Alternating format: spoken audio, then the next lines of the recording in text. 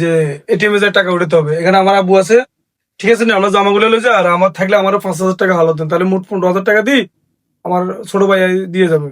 শোনেন এখানে তো আচ্ছা ঠিক আছে ভাই, আমার আব্বু কিন্তু হ্যাঁ, আমার আব্বু কিন্তু এখানে আছে। ঠিক আছে।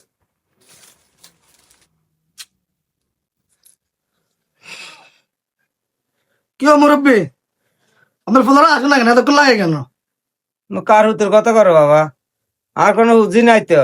হ্যাঁ কি আপনি এখন আমার উঠ নাই তাই দুগো কে গা দামে কাগজ বলা গেছে তো না করতুন টেও লাগেছে আবার 5,000 হালত। কি গো বাবা, আর কাছে তো কোনো টেনশন নাই, আর এখন কোনো আর হতো না।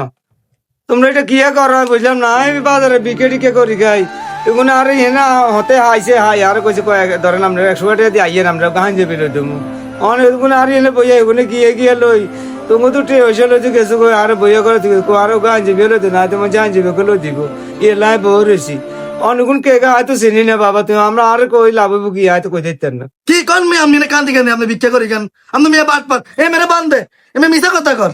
বাবা তোমরা আরো মারিও না, বান্ধিও না বাবা, আর বিকে করি খাই, আই গরিব মানুষ, আই কোনোদিন চিটিং বাজি করি না, এগুলো আর আই গরিব মানুষ আর দে আনি আর বইয়া করে বাপের পরিচয় দিছে বাবা, আই কোনো জানি না, আর কোনো উঠটুট নেই, আর চিঠি নেই, কিচ্ছু নেই ভাই, অসহায় মানুষ, আর মারিও না বাজে।